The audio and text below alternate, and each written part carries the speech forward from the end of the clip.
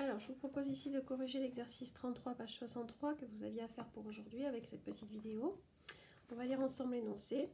Poser et effectuer les divisions suivantes. On donnera la valeur exacte de leur quotient. Donc les 4 divisions qu'il y a à faire, les voici. 843 divisé par 15, 291 divisé par 12, 16,5 divisé par 25 et 394,65 divisé par 15. Alors, il s'agit ici de division décimale. C'est le nouveau chapitre que nous avons commencé et vous avez pu voir les vidéos donc, de Yves Monca que je vous ai proposé de visionner avant de faire les exercices d'application, donc comme celui-ci. Donc division décimale, à ne pas confondre avec division euclidienne, c'est un chapitre qu'on a vu il y a quelques temps, les divisions euclidiennes, et dans lequel on avait forcément le dividende, le diviseur, le quotient et le reste qui étaient toujours des nombres entiers. Dans le cadre des divisions décimales, on peut très bien avoir un quotient qui n'est pas entier, ça sera le cas pour le A et le B. Un dividende qui n'est pas entier, c'est le cas ici pour le C et le D, et aussi le quotient qui ne sera pas entier. Donc on peut très bien avoir des nombres qui ne sont pas entiers dans les divisions décimales. Étant donné que la consigne nous dit de trouver la valeur exacte du quotient, on va poursuivre donc chaque division ici jusqu'à ce qu'on n'ait plus de chiffres à abaisser et que le reste soit nul. Et dans ce cas-là, on aura terminé notre division. Donc j'ai posé ici la première division, 843 divisé par 15. Voilà. Donc on la pose proprement, je corrige en rouge parce que c'est de la correction. Donc de votre côté, si vous avez fait des erreurs, pensez à corriger aussi en rouge, de manière claire. Ce qu'on peut commencer par faire, étant donné que le diviseur c'est 15 et que ce n'est pas forcément une table qu'on connaît très bien, eh bien la première chose à faire, et on le faisait déjà pour les divisions euclidiennes, c'est d'établir ici la table de 15. Alors j'ai commencé à partir de 15 fois 2, 15 fois 2, 30, 15 fois 3, 45, etc. jusqu'à 15 fois 9. Donc on garde précieusement ici cet outil qui va nous permettre de travailler sur cette division décimale. Donc pour commencer, je regarde ici notre diviseur qui est 15, qui comporte 2 chiffres. Je commence donc par prendre 2 chiffres ici au dividende et je vérifie que ce nombre-là, 84, il est bien plus grand que 15. C'est bien le cas ici, donc je vais pouvoir me poser la question, en 84, combien de fois 15 ? Si jamais ce n'était pas suffisant, eh bien je peux très bien prendre un chiffre supplémentaire ici au dividende. Bon, ce n'est pas le cas ici, donc je reste avec 84, qui est bien plus grand que 15. En 84, combien de fois 15 ? Eh bien, je cherche dans ma table de multiplication de 15, ici, un nombre qui se rapproche le plus possible de 84 sans le dépasser. Avec 15 fois 6 ici, ça le dépasse, ça fait 90.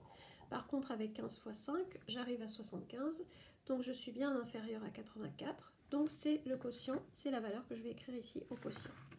15 fois 5. Ça fait donc 75, je vais écrire ici le résultat de mon opération, 75, et je vais donc maintenant chercher le reste, 84 moins 75. Donc on peut très bien faire comme ceci, 4 moins 5, comme c'est pas possible, et bien on fait 14 moins 5, qui fait 9.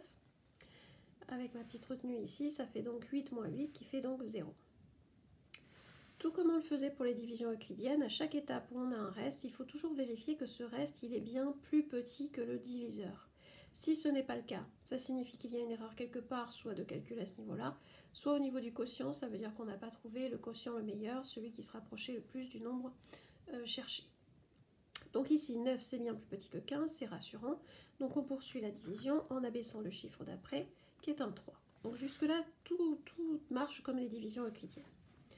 En 93, combien de fois 15 ? Eh bien là aussi, je cherche ici dans ma table de multiplication de 15, qui s'en rapproche le plus sans le dépasser. Et je trouve ici que 15 fois 6, c'est ce qui s'en rapproche le plus. Donc je note ici au quotient le chiffre 6. J'écris donc le fait que 15 fois 6, ça fait 90. Et je cherche le reste. Le reste, donc 93 moins 90, ça nous fait 3. Ce reste 3 est bien plus petit que 15, donc ça prouve que ma division est pour l'instant correcte. Si je m'arrête là, je parle ici de division euclidienne, mais ce n'est pas le but ici. Je cherche un quotient exact. Je n'ai pas fini ma division puisque j'ai toujours un reste ici qui n'est pas nul. Donc je vais la poursuivre. Pour la poursuivre, il suffit de rajouter ici une virgule et un zéro. Et des zéros ici, je peux en rajouter autant que nécessaire. Alors je commence ici par un chiffre 0 que j'abaisse ici pour pouvoir poursuivre ma division. Et comme j'ai abaissé ici le chiffre 0, qui est le chiffre juste après la virgule, qui est le chiffre des dixièmes, eh bien je vais placer ici au quotient une virgule aussi. et je vais continuer ma division. En 30, combien de fois 15? Ah ben ça c'est facile, puisque on a 15 fois 2 qui fait exactement 30. Donc je vais pouvoir écrire ici au quotient 2, ce qui me donne donc 30, et il me reste donc dans ce cas-là 0. Plus aucun chiffre à abaisser autre que 0, le reste ici qui est nul. J'ai donc terminé ma division, et j'ai donc trouvé le quotient exact de ma division qui est 56,2. Voilà pour cette première division. Alors pour la deuxième, ça va fonctionner exactement pareil, c'est-à-dire que j'ai ici 291 à diviser par 12. J'ai préparé ici ma table de multiplication de 12 et je vais faire exactement comme tout à l'heure, c'est-à-dire que je commence par regarder le nombre de chiffres qu'il y a au diviseur. Il y a 2 chiffres. J'en prends donc pour l'instant 2 au dividende, si c'est suffisant. 29 ici étant plus grand que 12, ça suffit largement, donc je vais pouvoir me poser la question, en 29, combien de fois 12? D'après ma table de multiplication ici, le plus proche ici c'est 12 fois 2 qui fait 24. Donc je note 2 au quotient, je note le résultat 24 en dessous du 29 et je vois combien il me reste. Quand je fais 29 moins 24, je vois qu'il me reste 5. 5 étant plus petit que 12, ça prouve que je ne me suis pas trompée dans mon opération. J'enchaîne donc en abaissant le chiffre suivant qui est le chiffre 1. En 51, combien de fois 12? Ce qui s'en rapproche le plus ici c'est 12 fois 4. Qui fait 48, donc je note ici 4, je note ici 48, et je vois le reste qui est donc de 3. J'ai toujours un reste ici, donc je n'ai pas terminé ma division, je cherche le quotient exact, pour l'instant je n'ai pas trouvé, donc je fais exactement la même chose que tout à l'heure, je rajoute ici pour commencer un chiffre 0, après la virgule, ce qui du coup me fait placer une virgule aussi au quotient. J'abaisse donc ce chiffre 0, et je vais poursuivre ma division. En 30, combien de fois 12? Ce qui s'en rapproche le plus, c'est 12 fois 2 qui fait 24. Donc je note ici encore le chiffre 2.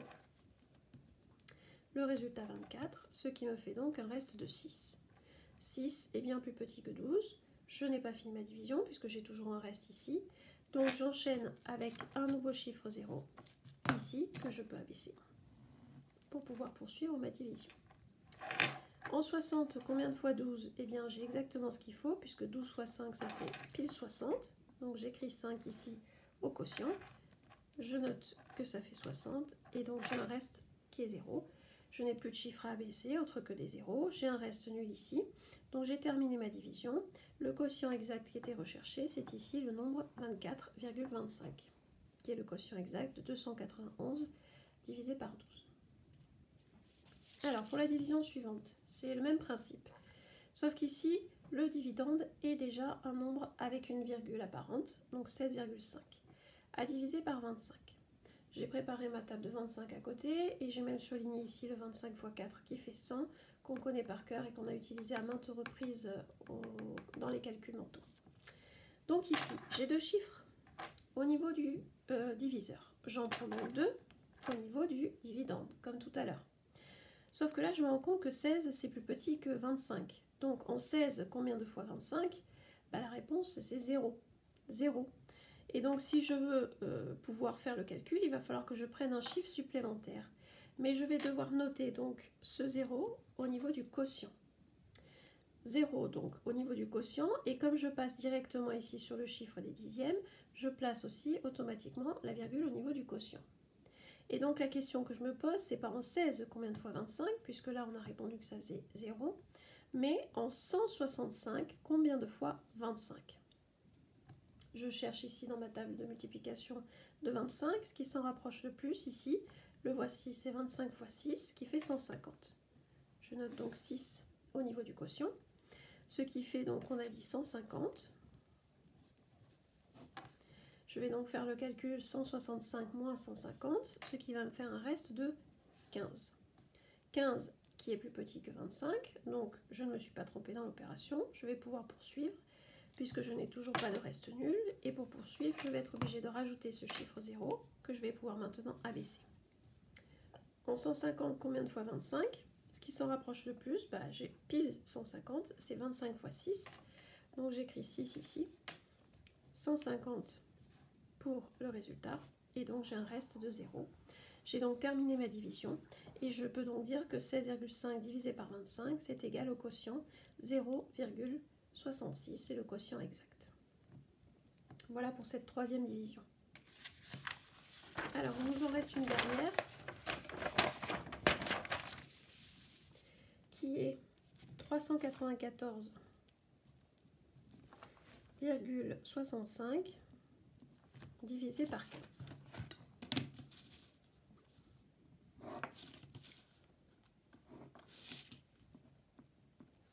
Il faut toujours laisser un petit peu de place ici, hein, après le dernier chiffre du dividende, parce que, comme on l'a vu tout à l'heure, on peut être amené à rajouter des zéros, puis les abaisser pour pouvoir continuer notre division. Donc volontairement, je ne colle pas la barre ici, à ce niveau-là, je laisse de l'espace. Alors je n'ai pas réécrit la table de 15 ici, on l'avait déjà tout à l'heure, donc on peut la réutiliser. On constate ici que le dividende n'est pas en entier, comme dans l'exemple précédent. On a ici un diviseur qui a deux chiffres. J'en prends donc 2 pour commencer ici, ce qui est largement suffisant puisque 39 est supérieur à 15. Donc je peux me poser la question tout de suite, en 39, combien de fois 15? Eh bien, ce qui s'en rapproche le plus, c'est 2 fois 15, qui est égal à 30. Ce qui me fait ici un reste de 9. Pour poursuivre, je suis obligée d'abaisser le 4. Je vérifie dans ma table de multiplication de 15 ce qui se rapproche le plus de 94 sans le dépasser. C'est 6 fois 15 qui s'en rapproche le plus, ça me fait exactement 90. Le reste ici est de 4. Le reste de 4 est bien plus petit que 15, donc tout se passe bien pour l'instant. Pour ma division, je peux la poursuivre. Pour la poursuivre, le chiffre d'après à abaisser, c'est le chiffre 6. Mais attention, ce chiffre 6, c'est le chiffre des dixièmes. À chaque fois que j'abaisse le chiffre des dixièmes, je dois automatiquement placer au niveau du quotient une virgule pour pouvoir poursuivre ma division. Question à se poser. En 46, combien de fois 15? Eh bien, on a vu que 2 fois 15, ça faisait 30, mais c'est pas encore suffisamment proche. Il y a plus proche, il y a 3 fois 15 qui est égal à 45. Donc, je prends 3 fois 15 qui fait 45 et je vois qu'ici, il me reste 1. Je peux encore poursuivre ma division ici en abaissant le chiffre suivant qui est le chiffre 5. Et là, la question est simple. En 15, combien de fois 15? Eh bien, ça sera une fois. Donc j'écris ici 15 et j'ai un reste de 0. Je n'ai plus de chiffre à abaisser ici. J'ai un reste de 0. Donc ma division est terminée. Le quotient exact est ici 26,31.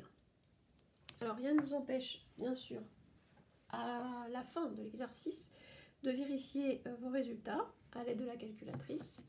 Donc c'est tout simple, hein, il suffit de taper donc 394,65 qui était le dividende et d'utiliser, alors non pas cette touche là qu'on utilisait quand on faisait des divisions euclidiennes, puisque ce ne sont pas des divisions euclidiennes que nous sommes en train de faire, mais des divisions décimales.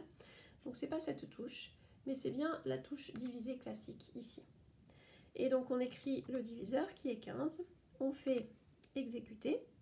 Alors, si vous êtes avec une calculatrice Casio en mode maths, par défaut, l'affichage se fait en fractions. Donc, ce n'est pas du tout ce qu'on recherche ici dans notre chapitre. Donc, à savoir aussi, dans ce cas-là, il faut appuyer sur la touche SD qui est ici pour passer d'une écriture à l'autre. Voilà, si je rappuie dessus, je repasse à l'écriture d'avant, qui n'est pas celle qu'on veut. Je rappuie sur SD ici et on a donc l'affichage 26,31 qui correspond bien à ce que nous avons trouvé ici. Voilà pour la correction de cet exercice.